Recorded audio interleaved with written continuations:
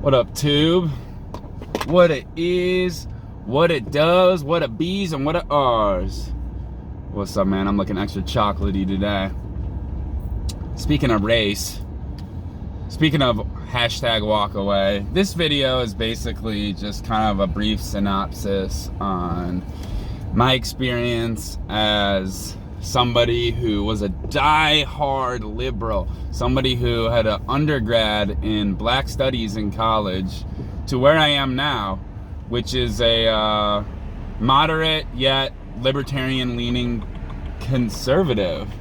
And there are a magnitude of reasons why my mentality has shifted and why my eyes have been opened. So in this video, I'll spend a couple minutes kind of laying all that out. Excuse me for turning my head, I'm driving right now. You know, traffic, Chicago be a bitch on the 24/7. Anyways, so I come from a very liberal family. I come from a family in which my mother was adopted from Ethiopia, and my father is Italian American. He passed away 3 years ago, yada yada.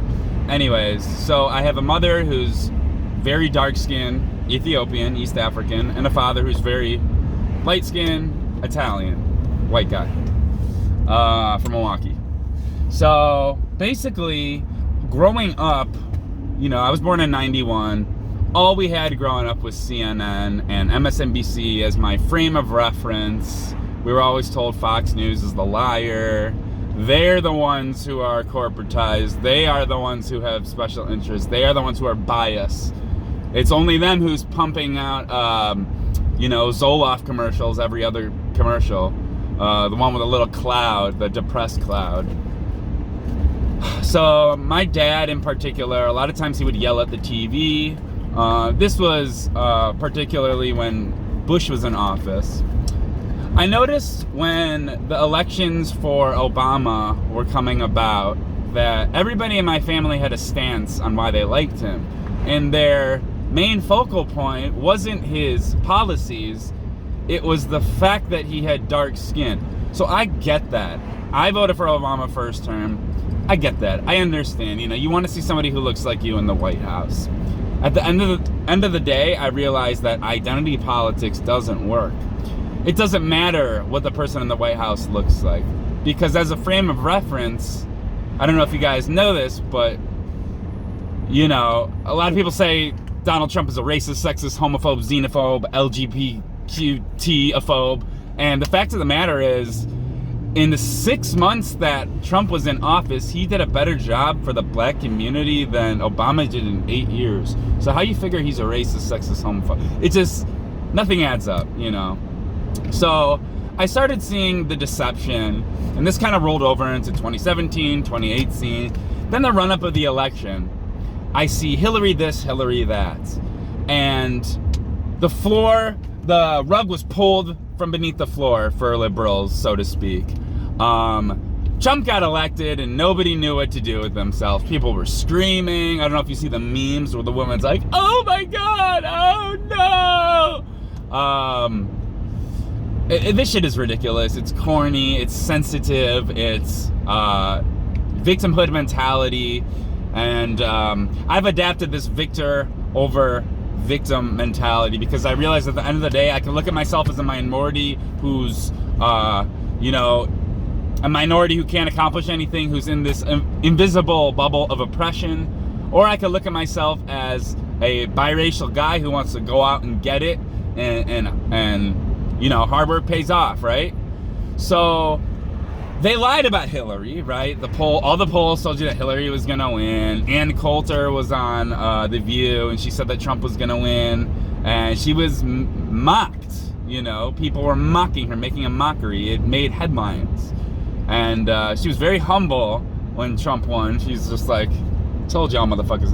So, and I'm not even a huge Ann Coulter proponent, but it's the fact of the matter that the left party, the Liberal Party, claims to be so tolerant, so accepting, so loving of people and their differences, yet God forbid you disagree with them and there's an issue. So I saw that in the run-up of the elections. But there is let's not forget Brett Kavanaugh and the whole Dr. Ford situation. People were calling him a rapist right off the cuff, first quarter, no questions asked. It's like, what happened to due process? What happened to a court of law, you know? Unbelievable, you know? And you saw the authenticism in his tears, whereas Dr. Ford had what we call crocodile tears, where not one tear was shed. It's amazing. No recollection of place, time, when, nobody there accounts the story. You try to cry and you can't. But at the end of the day, let's face it, she got that $2.whatever million in GoFundMe, so she's real quiet now. That was all bullshit, you know? And the thing, I wouldn't hate liberals as much if they didn't come out and call their bogusness after the fact, but they never do that. They never retract and go, wait, we're sorry. Just like the Jussie Smollett situation, you know, for the first literally 2 weeks, the mainstream media, even though they were given the evidence, they were told about these Nigerian guys, they were told about the noose right off the bat that he had when the police rolled up. It's like they wanted it to be true. And I always tell minorities that white liberals look at you as chess pawns. They look at you as your little pet, right? That they can just throw oppression at you and you take it and you get outraged. And that whole Jussie Smollett thing was garbage, but the Liberal Party they have the whole divide and conquer, race baiting mentality. So of course they played along with it until, you know, it was set in stone that it was bullshit the whole time, which we knew right when we heard the headlines that this is bullshit. But people were calling me crazy, family members on the left, calling me crazy because God forbid the media lies to you and you want to call them out. You know, at the end of the day, I'm for the truth.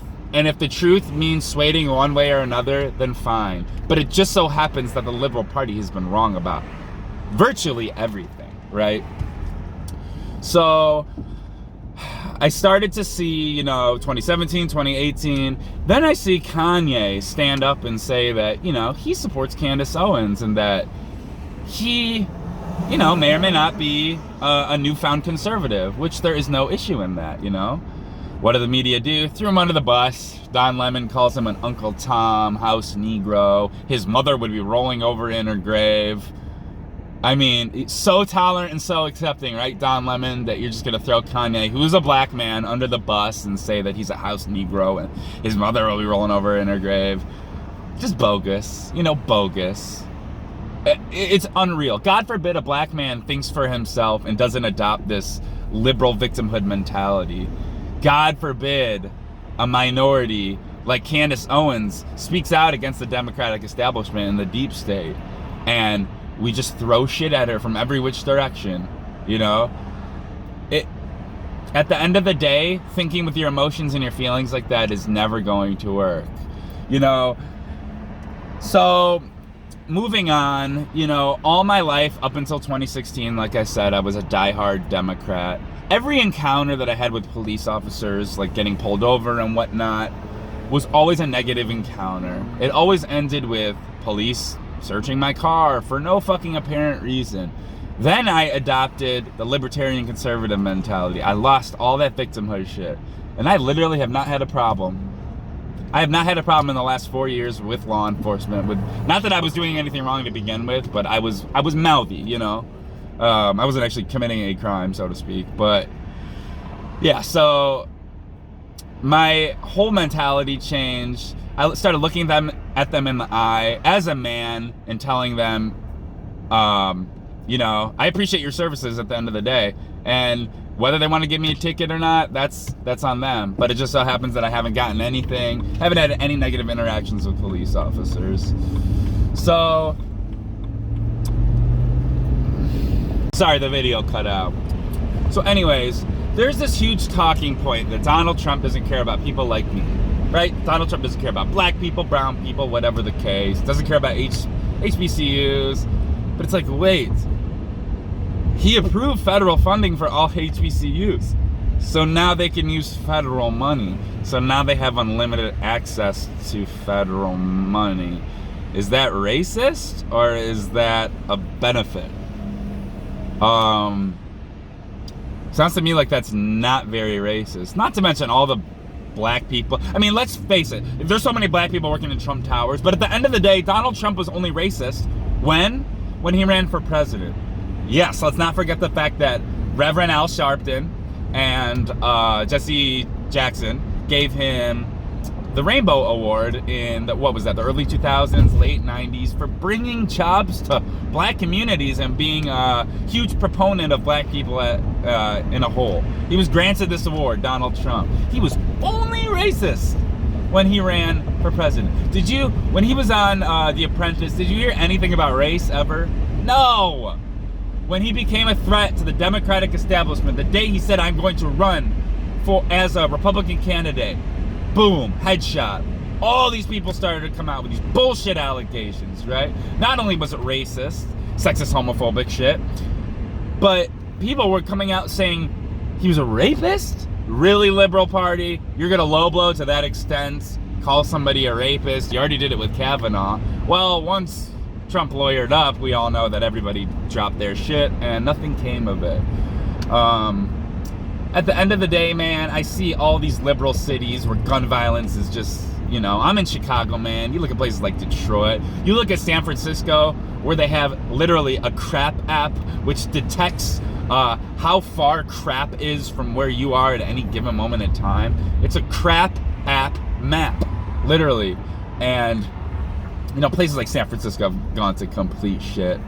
And I see liberal cities like these with such high dependency on the welfare state, so many black people dependent on the government, so many murders from one black man to another, gun-related deaths. And I'm thinking to myself, aren't these cities where they're supposed to be more strict on guns? Well, it just so happens that a lot of people can't fucking protect themselves. And we're not gonna have a motherfucker who was led astray, who has an emotional single mother, who grew up knowing nothing but drug abuse and violence. We're not gonna have him take out his shit and all of us have to pay the consequences for that. What kind of shit is that? Like, what kind of shit is that for the responsible gun owner, right? Isn't that what the Second Amendment was made for to begin with? It's a walking contradiction.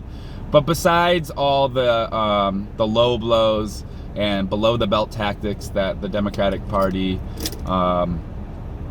have adopted, honestly, it's not about being conservative. It's about being anti-modern day left. It's about being anti-left, right? There's still people out here who are proponents for the Clintons, and they don't want to do simple research, such as the Clinton body count. God forbid anybody brings up the Clinton body count. Hundreds of people tied to the Clinton who have been found dead. A couple of them days before seminars where they were to speak out against the Clintons. Seth Rich, what happened to Seth Rich? You could see it in Hillary's eyes when people bring up Seth Rich, that there's something more to the story that we don't know. He was the DNC guy in his mid-20s who was found dead. He was going to speak out against the fact that Hillary was stealing votes from Bernie. Hillary steals votes from Bernie, that's fine, but when people think that Trump stole votes from Hillary, it's fucking mayhem, right? Ridiculous. Another low blow by the Liberal Party was Russian collusion. All that Russian collusion bullshit, and at the end of the day, it's not true. And they didn't retract and say, I'm sorry. They're still sticking to it. A lot of them have just dropped it, but people are so convinced. And then up until recently, Trump was acquitted of all bullshit charges, right? That should tell you something alone. That is really the end-all be-all for me when I was like, wow, I have a new disdain and disrespect towards the Democratic Party. Now, this is a little recap here. I'm gonna tell all the viewers here. Most of the racism that I've experienced in my life has come from middle-aged, white, liberal females who try to tell me how to feel, but God forbid I disagree with them and don't buy into the victimhood politics. I'm chastised. I get my neck stepped on. I'm looked down upon. I'm called an Uncle Tom. Yes. It's ridiculous, man. A black man should be able to think for himself in this country. And you can see it, the influx of black conservatives from the 2016 elections up until now, February 2020. It's skyrocketed, what, six times the amount? Everything about the black community as a whole has core conservative principles, right? People love MLK, they love MLK, but if he was alive today, and he had the same mentality and he was a conservative, would you guys throw him under the bus like you do Kanye? Right? It's absolute bullshit. So, you know, MLK, at the end of the day, if he saw what was going on in modern day America, he would laugh, bro. He would fucking laugh. Because we play victim more now than our ancestors ever did at any given moment in time. Black Americans have it better now than they have ever had in the history of time. Ever. Yet we want to feel more oppressed than ever. And that's your liberal corporate establishment, mainstream media, indoctrinating us on how to feel and think, when half of the time they're not even minorities to begin with. Not that you have to be a minority to have a say-so, but you know, a lot of black liberals tell me that I have no room feeling the way that I feel because I'm not fully black. It's like, dude, there's no winning. Kind of like Trump, he's damned if he does, damned if he doesn't. So I know I missed a couple points and I do apologize. I'm kind of scattered brained, but these are just a couple of bulletin points on why I lost the victimhood mentality, adopted the victor mindset, and you know, my life has been pretty good since. No complaints on my end, you know. I don't pretend like I'm in an invisible oppression bubble and use that to my disadvantage by complaining about it and saying there's something wrong with society. I love everybody as an individual, and that's how it should be. If you're really against racism, you're really against sexism and homophobia, treat people with respect and treat them as individuals, right? Don't treat people as a group, because when you say all black people should think like this, you're saying all black people should follow the herd and not have any room to think for themselves and be independent minded. So that's all I gotta say, man. Hashtag walk away, man. We all know what's gonna happen at the next elections, but they still wanna run these Democratic candidates. You saw the debate the other day. This shit's like it's like a game show. It's like a mockery. I mean, let's face it, none of them are gonna win. We all know who's gonna win. CNN will try to tell you somebody else will win. They'll try to stick these other candidates in our faces, like Pete Buttigieg. It's like Pete Buttigieg. What the fuck? Now, I did notice when Tulsi Gabbard got on Joe Rogan, around that time, their view of her started to skew because they saw that she adopted some of these conservative core principles, and they weren't having that. So she wasn't even on the stage the other night. Shit's crazy, man. She was one of the only liberal candidates that I had even an ounce of respect for. But until then, man, we'll see you at the 2020 elections. We all know what's gonna happen, and God bless. Love you all.